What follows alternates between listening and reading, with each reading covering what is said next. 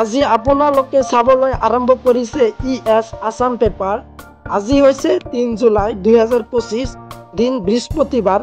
আগবঢ়াবলৈ লৈছোঁ দিনটোৰ কেইবাটাও গুৰুত্বপূৰ্ণ খবৰ। আজিৰ গুৰুত্বপূৰ্ণ খবৰটো হ'ল যে কোটি কোটি কৃষক লৈ আহি আছে ভাল খবৰ। PM কিষাণৰ ধনক লৈ বিগ আপডেট। PM কিষাণৰ 20 নং কিস্তিৰ ধনক লৈ বিগ আপডেট।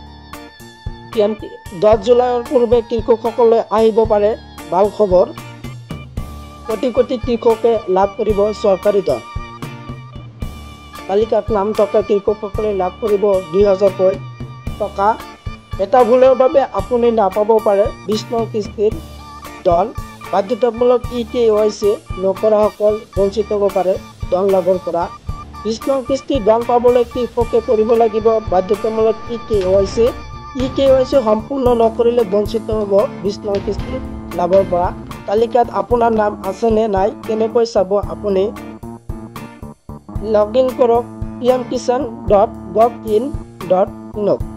আৰু এখন ইম্পৰ্টেণ্ট আপডেট হ'ল যে বানপানীত খেতি নষ্ট হৈছে নেকি চৰকাৰে দিব ক্ষতিপূৰণ। বান্দৰে ফচল খালে হাতীয়ে নষ্ট কৰিলে আপুনি পাব ধন।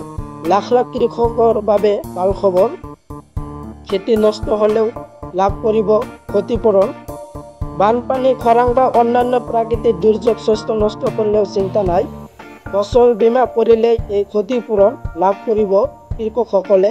1 জুলাইৰ ভিতৰত নাম পঞ্জীয়ন কৰক কৃষকে। কৃষকৰ সুবিধাৰ বাবে মুকলি কৰা হ'ল হেল্পলাইন নম্বৰ।